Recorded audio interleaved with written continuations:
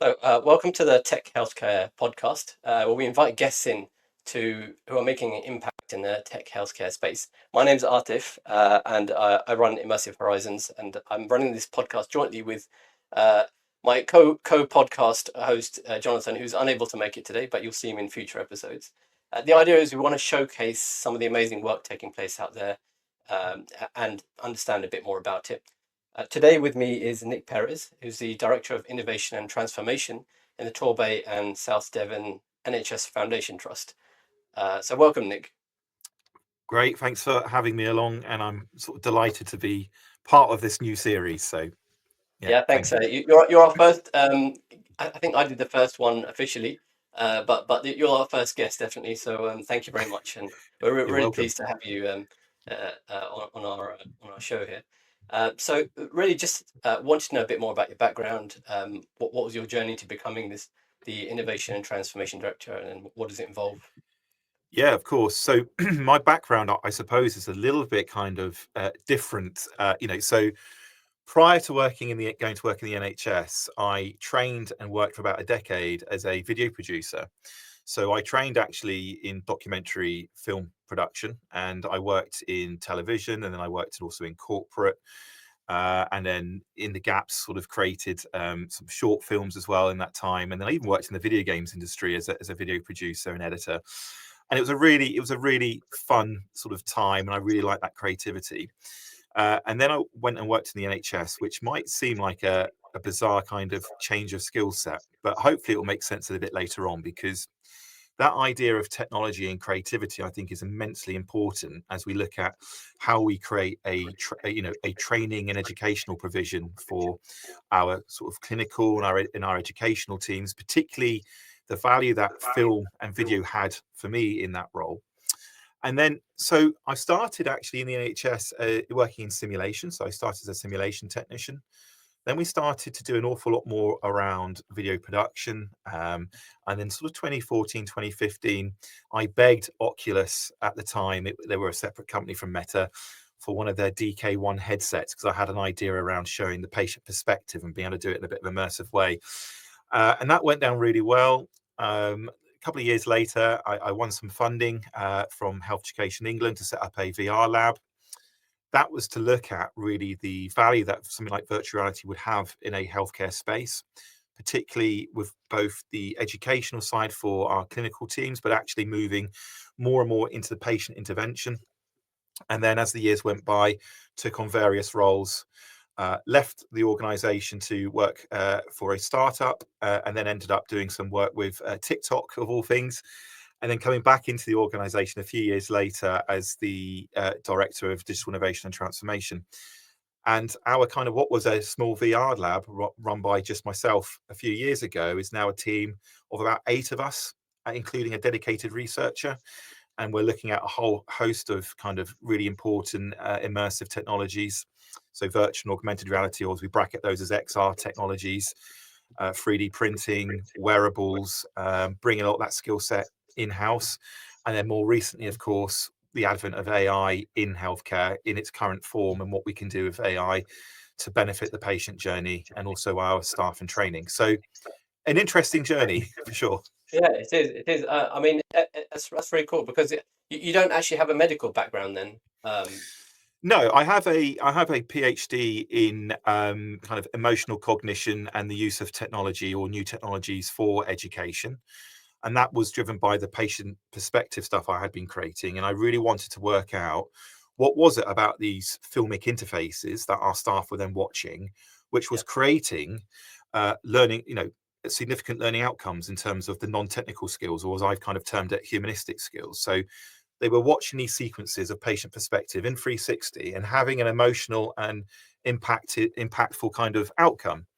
And I wanted to understand what was it about this interface and this technology that was causing or creating that.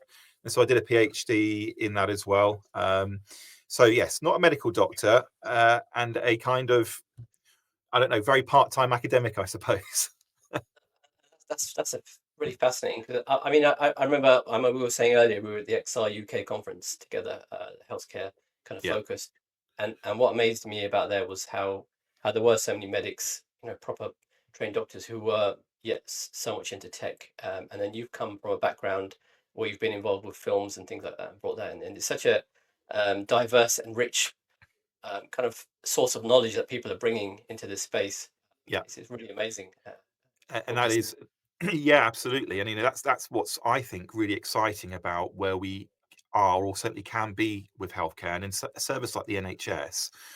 What are these sort of peripheral or different roles and these skill sets able to bring into the service? So my innovation team is made up of another person that's got a filmmaking background, two from the video games industry, somebody that's pure kind of coding, programming, and when you look at what they're able to achieve and create in house in terms of bespoke content, 3D vision, 3D printing, it's absolutely immense. It's absolutely immense. So Well, that's really amazing. And do you tend to create your own content, or do you use vendors' products out there, or a bit of both? yeah, a bit of both. So there are some great, so in the XR space, at least, there are some really great products and actually some fantastic small teams who are creating some incredible interventions. And well, a couple of examples who we're working with, but there's a company called Soul Paint who are doing something around body mapping. So again, it's visualizing conditions that can't necessarily be seen but can be felt, and it's trying to promote a visual way of communicating, which I think is really, really powerful. And something like that in the healthcare space, when you're talking about maybe a younger person who's trying to talk to a clinician but doesn't know how to express themselves or how they're feeling visually, it brings another dimension. So something like that, that's working with themselves and other external vendors as well. But we do build quite a bit in house as well, because in the lab we bring in the clinician, occasionally the patient as well, and our technology team, and we're able to understand what the actual need is, the proper need, rather than coming up with a technological solution without understanding that need is we've seen that all too often, I think, somewhere like the NHS. So being able to do that and then actually create that and build that as a proof of concept, or a prototype in house, and then if it fulfills what they needed, and if we do some evaluation around that kind of POC and it's deemed to be valuable in some way or another, we can then do a full development on it. But to be able to do that kind of, I guess, quite quick, innovative kind of prototyping in house is immensely valuable. So we brought Yeah. that skill in house to do so. Oh, that's really amazing. And what you mentioned actually around finding the need, I mean, that's the area I'm quite heavily involved in, and it's not just the NHS. Often when I start working with a company, one of the first questions that I ask is, what problem are you trying to solve? Yeah, These sort of questions. What problem are you trying to solve? How do you know it's a problem? Okay, what does success look like? And often, what companies will do is they'll answer that question, and it's not just in the XR space really. It could apply anywhere, but it will find that it doesn't match up with what they're trying to do, especially with new tech, because people get very excited and they start out. yeah, Once the excitement dies down and you haven't actually got any value or there's a real use case involved, that's where it tends to fall over, because people have yeah. invested a lot of time and money into something which hasn't happened. So yeah, it's absolutely important. Like I say, it's like with any tech project. I don't know why people treat XR and a little bit of AI sometimes I hear and see as well a bit differently, just because it's cutting edge, that somehow it's going to pave the road itself. That only goes so much of the way. You really have to have a problem you're solving to have value. Yeah, absolutely. And I think I like to look at kind of the past in terms of innovation, right? So technological innovation, and there's so many lessons to learn from the dangers of that hype train, if you like. And VR is that classic example for me, virtual reality. And despite the fact that we're on our third or fourth reincarnation of VR now, it still was treated even a few years ago as this kind of silver bullet for everything. And it was this oh great, look, this is immersive, so your learning is going to improve, the retention of that material is improved versus traditional media or different traditional ways of learning. It Yeah, can do this, it can do that, but it was so much focus on the technology, we almost forgot the conversation around what makes that quality content, and what is the messaging within that, how is it being co-designed to be effective as well. and it's just about placing the technology in its kind of rightful place. But that's never, Yeah, for me, that's never before the issue, never before the problem, never before what's actually needed and what content's needed to be able to drive that sort of yeah, fix. yeah, yeah. I mean, I saw some of those earlier projects, and I when I was I think it was at Shell, we had this project where I saw a project. Well, first of all, the technology wasn't ready because initially there used to be this 10-meter cable in gaming laptops and stuff like that. So although there was excitement, it wasn't very practical, and Yeah, nobody wanted to accept that. And then yeah, like I said, there's this excitement, and the problem is once you go through that hype and it drops down, it leaves a bad taste in people's mouths as well. yeah, So then the recovery process becomes harder. So when now when the headsets are good, they work very well. The cost is good, the content's good, but still people have this resistance sometimes because of yeah, memories of the past and even motion yeah, sickness and stuff like that from old stuff. yeah. It's hard to overcome. And we find that a lot actually with our audience and our users. You have to be really careful with the way that you onboard them to VR, and you have to make sure if it's their first experience, you've got to make it as comfortable and as useful as possible.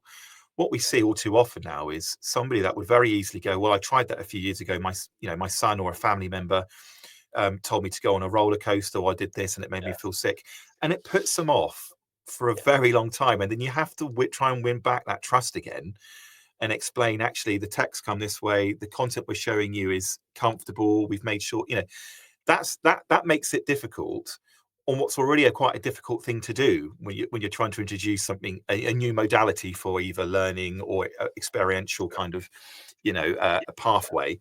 You know what I mean? It's yeah, And you know what? Because you've been on that journey, it's easy now for you to say it's a different modality. People don't recognize that the level of change. Sometimes even in big companies, they just kind of almost flop into it, right? So it's like this is fun. Everyone's going to like it. We'll do it. Actually, there's a hardware change, a software change, a massive yeah, people change involved. And if you don't get it right, and again, this is what I'm trying to do with companies, right? Is to go in and say, look, either you can go and fumble it and then you end up, sometimes you see people have had such a go with it and it's a big mess now. And if you, for example, with myself, you bring me a big mess, yeah, yeah, I can help you with it, but it's a lot easier if you did it brought us in at the start, and then we could have got it right first time. You would have saved time and money and a lot of yeah. anguish for people. Yeah, absolutely. I mean, the only thing I would say, and I completely agree with that, the only thing I would say, and I kind of relate it to my journey, there was an element of fumbling, I suppose, because of the very nature of wasn't sure, and there wasn't an evidence base necessarily around, okay, we've now got VR, which is more accessible at this point, 2015, sort of 2016 time. And so, how do we build up an evidence base? And part of that is, okay, there are certain things we can do safely which will have limited kind of fallout in terms of the comfort, the experience, and the safety and whatever else. But there is an initial bit of, I think that's the very nature of innovation. There is a little bit exploratory work that has to happen into Yeah, the yeah, unknown. However, very quickly, you do absolutely need to rely on those findings and that evidence base to help inform where you go next. And I think what you're describing, what I totally agree with, is that we don't often learn those lessons and we continue to keep making them, and we continue to think we'll buy something off the shelf that's just going to work, or we don't think clearly enough about the adoption and implementation plan and who are the yeah. right stakeholders and the right. Does that make sense as well? Yeah, yeah, Yeah, and absolutely. Like I say, this is, you're preaching to the choir here. I've created a playbook which goes through those things and a whole funnel, those exact things, right? Get the right people involved, do it the right way, create momentum, and to recover from some of these previous poor experiences people have had, you have to have a whole marketing plan really internally to make it happen. yeah, So yeah, absolutely, it's the case, and yeah, if you never used VR before, then I think yeah, get a headset, have a go, play the games or whatever, and see the power of it, and then but very quickly you have to move on to something solid. yeah, Indeed. So that's really interesting to hear. So some of the projects that you've been involved with, kind of XR and AR related, which ones would you say have been the key ones that you would remember or involved with at the moment that have had the most yeah. impact? Yeah, absolutely. So I guess my personal journey, as I mentioned earlier, was the use of technology, but to fundamentally understand something very human, which was what does it look and feel like when I consider somebody else's perspective? And we hear that an awful lot with these technologies, particularly around XR, around the power of embodiment and the power of, changing perspective and that other point of view. So that's where my personal journey and work has been, and that will always stay with me. And using tech for good in that way of understanding, non-technical skills, humanistic skills, things that we will take probably for granted, but actually are immensely important: compassion, empathetic gesture, and those sorts of things. So that's very much where I'm rooted. The team that I have are a very talented team, and some of the projects for me that stand out. And the only way I can describe some of these projects is magic. And I know it sounds a bit, I can describe it from a technical point of view, but the magic bit is when you see the people come together to create this solution and it working and it making an impact on that person's life. Okay. And so for me, there's this really golden project where the team have created an eye tracking module for motor neuron disease wheelchair. And they've done so using a headset. Actually, it was the Meta Pro at the time, MetaQuest Pro at the time, but it's actually using a Magic Leap 2 now. And it was designed for a patient. And so we've got a particular person in mind, and they were very, wanting to make this change. They wanted to be able to control their wheelchair. They wanted to be able to interact with their son, and they weren't obviously able to because of this horrible disease, this motor neuron disease, what it's done in terms of their movement and their freedom. And so the team went about and created an eye tracking module with the headset, which you control with your slight eye movement, which would allow the control of the wheelchair to sort of turn and move around. It also had the voice element, so you could then use your eye tracking to select responses, audio responses, again, so that communication element.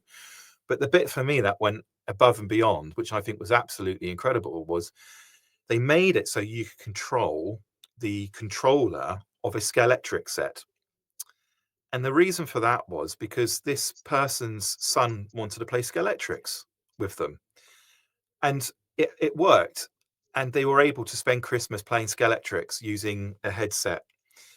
And to me, that is one of the most standout projects. And the feeling I had when I saw that, and when I saw it being tested and it was working, was absolutely incredible, as you can imagine. It was every reason why we operate here and why digital innovation is immensely important in the NHS and in healthcare.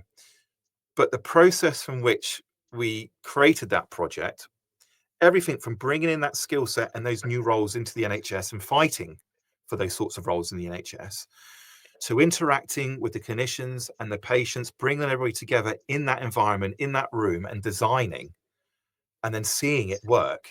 That whole process was incredible. Yeah, Absolutely. that sounds absolutely fantastic, and that really is, like you say, that's what we want. That's what you want innovation to do, right? Yeah. It's kind of, it sounds like, in your role, particularly, you bringing innovation together with kind of frontline clinical kind of help, and this is a really specific example, so that's really amazing. And you said the wheelchair would actually move as well. Yeah. So there is a video somewhere, and maybe I'll send it to you and you can put it on Yeah, here. But I'll put the link. Yeah, yeah, yeah, so the wheelchair will respond to the eye tracking. So essentially, it's an augmented reality interface. So you'll see the digital overlay of the controls as the overlay into the real view. So you're yeah. still, you're not taken away from that real view. And then depending on which direction you're looking at, the eye gaze on that button will steer the wheelchair for you. So you can turn right around, you can go forward, you can go backwards, you can stop. And then there's also a voice bank where your most common, I guess, vocal responses can be triggered again by the eye tracking of a digital overlay. It's really amazing. And is that something that's going to be or is commercially available, or is that kind of a one-off? Yeah, I mean, this is the interesting journey, I suppose, because it was created as a one-off, really, as a kind of a project, an assigned project to a need that came in. But we're getting, as you can probably imagine, quite a bit of interest now, Yeah, because the other thing is we designed it using a Raspberry Pi, and some other bit of kit. But the total cost, including the headset, you're probably looking at under £1,000. Yeah. So from a costing and accessibility point of view, that's pretty incredible. But we're almost like a startup operating in an NHS organization in many ways, because there is Yeah, this growing interest and the way we're interfacing with industry and academia. So what I'm doing at the moment and working with colleagues on is actually how do we create a commercialization plan for some of these products, and making sure that we can make the offer available to others.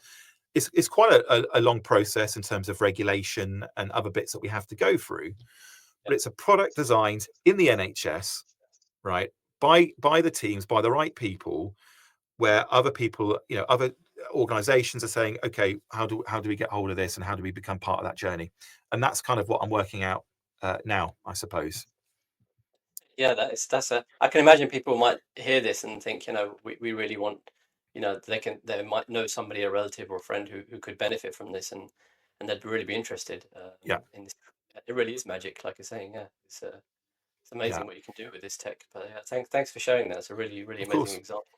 Yeah, absolutely. Would you say, with AR, so augmented reality, just to describe for people that, where you can see the outside world and something kind of projected onto your screen, versus VR, where you're completely immersed and it's like a TV screen on your face, if you will.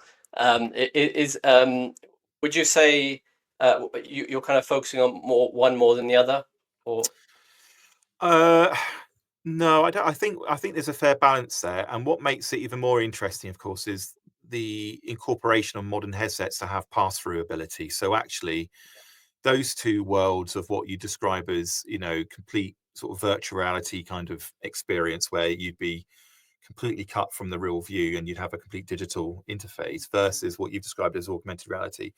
There's hybrids now, isn't there? Because something like the Quest 3 with mixed the reality? pass-through, yeah, Yeah, yeah, so we are actually, more work that we're doing now is definitely incorporating that pass-through ability, and we're finding that really useful for things like orientation. So a good example of that is our virtual patients that the team are creating. So these are digital patients, so 3D modeled patients.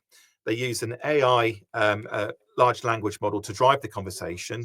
You can practice your conversational skills with the patient, as well as going through the normal kind of observations and such like that. So you can, and again, hand tracking, so you can literally pick up digital instrumentation and use it. But again, that's overlaid on your real environment. So that actually there is very little risk of losing orientation and falling over and elements like that. And what you end up with is you could be in a real ward or a real, learning space. So we have simulated wards, for instance, where we train a lot of our kind of clinical teams. And in that space, you've got the real environment, and then you've got a digital bed and patient in front of you. And yeah, that's a really nice combination, I think.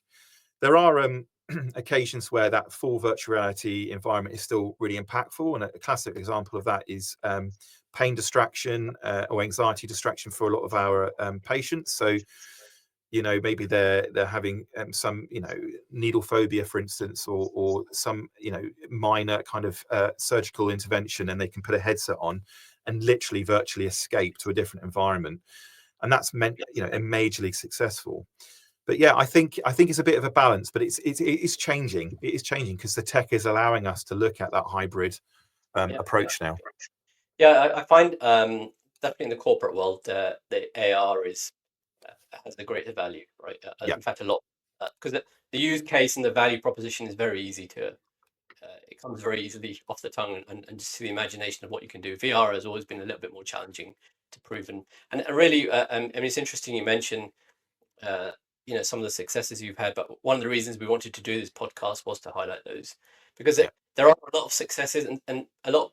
There's some stats out there about VR impact and things like that from some consultancies which are quite old now, and the reliability of them is always a bit questioned by people.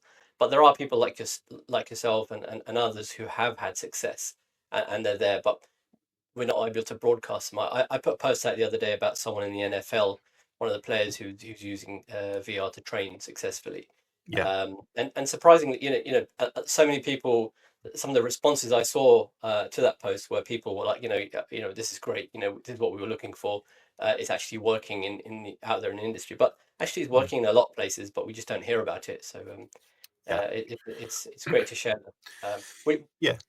Would you say AI is also being used in your space? Is it kind of with VR and AR, or have you got some separate stuff going on? Yeah, I mean, that kind of combination between AI and XR is, again, really interesting. And they do work together so well, particularly when you're looking at things like the dialogue of some of the characters or the patients that we're creating. And what you want in a situation like that is that flow that AI sort of introduces. And so our virtual patients that we're designing are a classic example of where those two components work really, really well together. There are then elements where we're looking at AI independently. So AI for looking at data sets and that kind of admin and back office type, task. Again, that makes sense to look there because there's a time saving and efficiency saving, and AI can do that really accurately. And then we see, like today, for instance, or was it yesterday? Sorry, the announcement around AI being used for breast care screening, Yeah, and and that doing that, and you can see the impact that that's going to have from a patient intervention side of point of view. And I think AI for me is definitely going to change things. Absolutely, there is obviously the need for proper regulation, unconscious bias in terms of how the AI responds and the information that we input. And one of the things I'm currently doing in my trust is looking at the AI policy of how we use large language models, because they're so freely available in the sense that you can go and use it on your desktop computer. You can ask, you can get a quick response, and most of the time that's a really useful response in terms of look at this report for me or whatever. yeah, What's the data we're putting in there, and how can we make sure that data is safe data, and kind of like how do I use a large language model safely is basically what I'm yeah, getting at. yeah. So yeah, this yeah, absolutely. And would when you say, so I get in your trust you're doing certain things. How Mm, does it work with the rest of the NHS? For example, is it possible that there's like a clone of you in every kind of trust or somewhere else in the country, or do you work? Are you kind of able to be the center for everybody if you've yeah. got a lab set up and things like that? I mean, there are organizations and trusts which are really, I guess, excelling in particular in the innovation space. You really have to look at kind of the older Hayes and Gosh and those kind of and Leeds and those players to know that they've got a really solid and well established innovation kind of service and team and lab. And we've always kind of wanted to kind of fit in that expertise around XR, because it's just something that from day one we've been really interested and invested in. And as I mentioned earlier, we've had some funding from bodies like Health Education England, who are now NHS England, but we've always done it kind of a bit Blue Peter like, because it's always been kind of, let's prove the concept as almost a minimal viable kind of approach first, because you don't want to waste big chunks of money on something which you're not 100% sure with, and B, it's actually far more sustainable if you can eventually cover your costs. And so my team, for instance, do get commissions in, and we do get additional grants, research grants and such like that. So to the trust, we're actually immensely sustainable. And that's how we're able to operate a little bit on the fringe in terms of looking at new things and the way we might want to be working in 3 to 5 years as opposed to tomorrow. And which, because we have to do that in something like the NHS, because we need to know where are we going and what's our health service going to look like in 3 or 5 years, and actually show it and make it Yeah, tangible for people. So that's definitely part of it. Are there people like me about? Absolutely, I'm sure there are. And I think it's often that you have passionate people operating, often outside their job roles, because they're passionate about the technology and they're passionate about what it can do. And I've seen that a lot, where it's almost assumed in other job roles, my current job roles, a little bit of innovation activity here and there. What we have to do in something as big as the NHS is understand that the future does involve new types of job role, which means innovation, elements like innovation, digital development, film production, whatever you want to call it, is written into these JDs properly. So it's actually appreciated as a skill set in the service. But yeah, there are lots of people who I'm really pleased to be in contact with, who are doing great work in this space. Yeah. but you think in the future it could be more joined up? You could have one center maybe that would Yeah. be something a bit more I productive. Yeah, my kind of ambition, I suppose, has been for a long time to be a centre of excellence and to be recognised as that. So it's very much driven by word of mouth in what we're doing. Like I think it's fair to say without being too absolutely not wanting to be sort of bragging at all, but I think people know Torbay quite well for having a bit of a reputation in XR and trying to do it properly, and that's really great.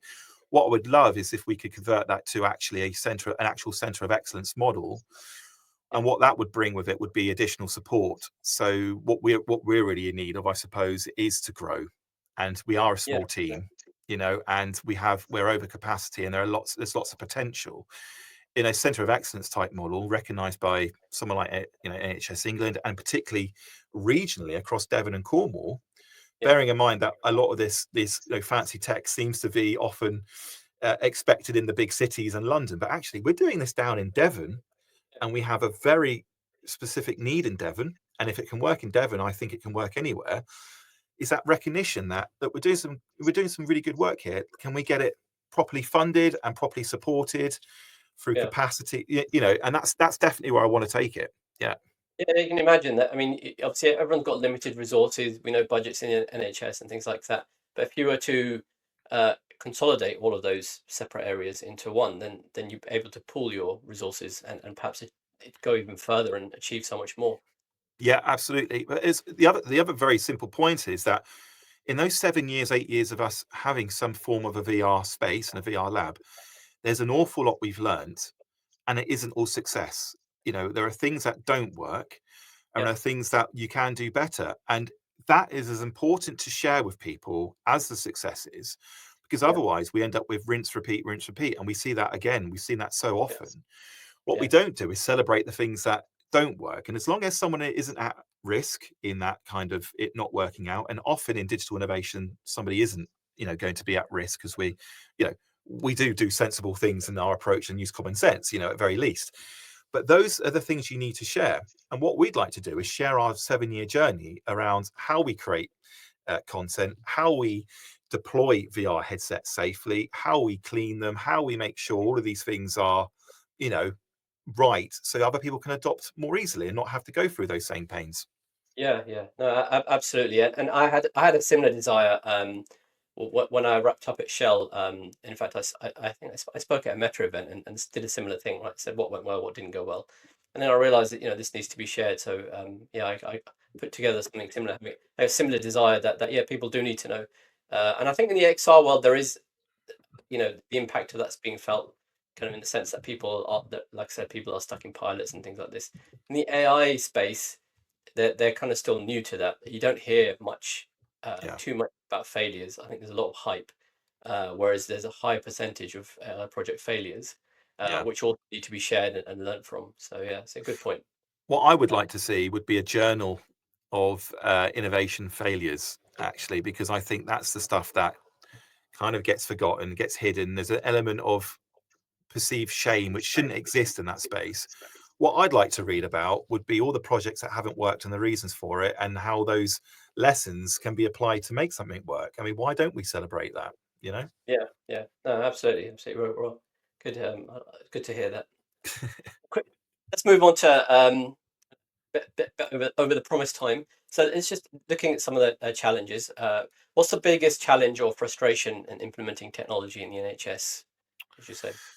Well, there's definitely a couple. So I wouldn't call it a frustration, but of course we have to be extra safe and careful when we implement anything new, And so there's a process that's involved in that. So it isn't a case of grabbing a headset and going, wow, this is absolutely amazing, I can see this, supporting surgical training and then deploying it.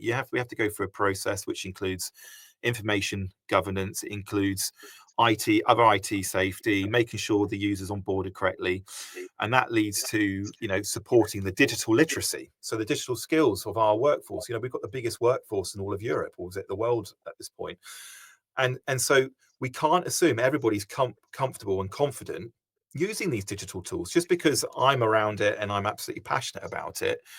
The person that I might be speaking to tomorrow may be complete, in fear of anything AI or XR related or anything digital related, because they've seen something in the Daily Mail which has made them think, hang on a minute, and it's all too easy to forget that whole digital literacy piece. So Yeah. that has to be tackled, and it has to be done properly, and it has to be done in a way that supports everybody in their roles to be able to evolve and understand what are these digital tools that are going to support me in my workplace, and can I understand them in a context which makes sense to me as a health care, social care provider. So that's one of the things we need to do, that baseline kind of educational piece. Do you uh, think? yeah. But sorry, just to intervene. Mm. Do you think that what will help with that is actually involving those people in the when you're actually developing the tools, so that they're on the Yeah. journey with. Absolutely, there's absolutely right. So we use the words co-design, co-developed really frequently, but I don't know if we do it enough. And I think what that means is involving people from the start when you're designing, and it also means defining the technologies in a different way as well, right? So it's not always helpful, I don't think, to define these technologies from a technologist point of view. I think it has to link into that person's lifestyle, and bringing people into that space and giving them that kind of creative ownership of a project, whether it's quite a small element or whether it's their idea that's being initiated. You've got to keep them involved, and that means keeping them communicated throughout and just appreciating that innovator's journey. And I think not everybody's looking for a big payout for changing something or an innovation. They're looking for recognition, and that recognition comes from just feeling part of a journey or part of a service, and feeling I'm actually doing something really useful here. And that's the bit we don't do enough, but is actually easy to do. Yeah, no, so that's definitely cool. So what advice would you have for other trusts or even vendors who kind of are looking to make products or have products or do business with you? So we're always really interested in working with partners, and one of the great things of being an NHS sort of setup is that working with another NHS setup, we get it, we get the pain points, and we get all the things that we would like to do to support in terms of it's not just the development, it's the confidence, it's talking about how you might facilitate that in a sort of classroom setting or in a patient sort of interaction. So that whole journey is important to understand, not just what happens in the headset, but the pre and the post. And I'm using VR as an example there, but hopefully that's applicable with any technology, really, that kind of whole Yeah, journey aspect of it. um, what I would say is learn from what's happened already, and understand the landscape. And there's some really good communities of practice that already exist, and one of those which I co-chair is the VR and education meeting we do monthly. And we have 80, 90 people kind of turn up to meetings with that. But what you'll get from those sorts of forums is understanding what people are working on, those types of skills that are developing, some of the obstacles, some of the ways people have worked around it. And really, that whole community kind of approach to it and being quite open about how do we solve this, has anybody got ideas around that, is useful. So you don't have to start from scratch. You don't have to, try and create the wheel from day one. There are things out there, and what we need to do actually is bring everybody together a little bit more. I think is what I would say is the most useful. Lastly, I think there is something around capacity and actually the I guess the culture and behavior of what it means to have an innovation service or to innovate. It does mean you need protected time. It does mean you need to look at support from operational teams, clinical teams, and things like that. It's not just somebody that can sit down and create something amazing and go, here you go, there's your solution. Again, it's that whole journey and getting that sign up. We were very lucky because we've had executive support from kind of day one. They went with the vision and they understood the vision. And I can't stress enough how important it is to be able to have that support at board level around innovation and that buy-in. So that's the thing you need. Otherwise, you're going to be constantly banging your head and fighting to be heard. And I think if you can get that sorted earlier on, the easier it will be for you. yeah, it's the same experience I've had, and again, what I try and preach as well with people is don't is you know your end point when you start. So Yeah, at the end, somebody who's going to be signing off and giving you the money and whatever. So if you do the whole journey without them or knowing who they are or what they're doing, you're going to do a lot of work which might not be useful, yeah, because you didn't know your target. So yeah, it's definitely. I might show you my funnel afterwards actually. yeah, that'd be Um, great. the so I tell you what, let's move on. Let's looked her up. Just a quick rapid fire for you. Just three questions. I think you might have answered the first one, but the most amazing impact or change you've seen technology make. Um, is it the one you mentioned? Would you say? I think it's either that one or the rehab, the cycling rehab one that we used in the ICU with Bob Stone, who created it at Birmingham, where we were able to take a patient and he was able to do his exercises on his bike actually around the pathway around the coastline rather than staring at a magnolia wall, and the impact that made for him wanting to do more rehabilitation, because you're given that incentive of actually, here's a location, here's a familiarity, you're virtually outside, and that again was incredible to see. So That the was in mixture of those two VR. projects. That was VR It was screen. screen based. It was screen Screen. Yeah. based. Yeah, yeah. Okay. No, nice. Very good. Very good. Thank you for sharing that. Second one, biggest misconception about NHS tech adoption. That we're way behind, and that we're not ready for it. I think you'll find there are pockets of people, and I like to call it the kind of the digital resistance or the rebel alliance, who are very much on it, who are very passionate, who are absolutely wanting to drive digital adoption, and who can see how we can definitely support the NHS of the future, utilizing technologies like AI and XR. It does exist, and there is an absolute desire to be the best healthcare service driven by digital innovation. So we're not out yet, is what I would say. Well, that might be a good name for our podcast, the Rebel Alliance. Yeah, I know. I'm Maybe, a big maybe, geek, so yeah, and I'm down with that. So yeah, maybe you can give us those names of people and we can bring them on. yeah. Lastly, one startup that you're watching in this space. Synean. Synean are a startup we've worked with a few times, and what's really interesting about what they're working on is eye tracking, I suppose, which could actually give you feedback around kind of emotional cognition, stress, anxiety.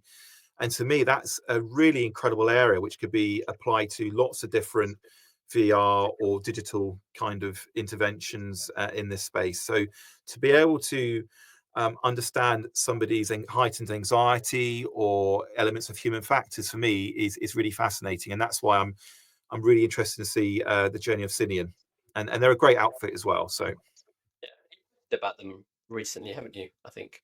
Is that right? yes, I just happened to be posting about them yesterday on LinkedIn. Yeah, I thought I saw it somewhere. Cool. Yeah. Right. This question for you then. What does the future hold? What's going on this year, next year, 5 years, whatever you want to. What, for us or the whole NHS? For you, I guess. For you. Yeah, for you, it's a far easier question to ask. So the future holds team growth, I would say. So I want to commit to this, that we're wanting to grow the team because we've got a lot of projects and we've got a lot of potential. And one of those is the virtual wards work that we're taking on. And the team again have created an incredible virtual boards type package and dashboard, which I think is going to really revolutionize how we do remote monitoring. And if that works out, if we can get that in play, I think it's going to really change the game. And that also will work really incredibly with our emergency department. So patients they can come in with a kind of wearable rather than a standard wristband. We can notify them of who they're going to see soon. They can tell them how long they're waiting for.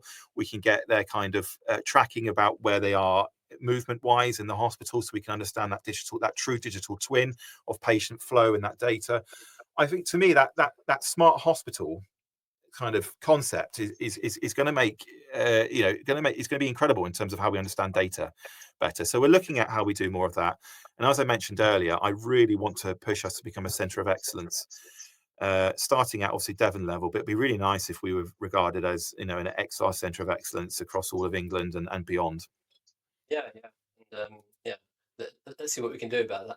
Yeah, so Appreciate that it. Yeah, sounds really really good and interesting. Well, thanks for your time, Nick. Really appreciate it, and there are some useful examples and hope other people will benefit as well who hear this. But yeah, thank you. until our next podcast where we try and invite someone else. They've got a lot to kind of meet up to with what Nick's just presented, but hopefully we can find someone as exciting until next time. Thanks very much. Thank you for having me. Bye.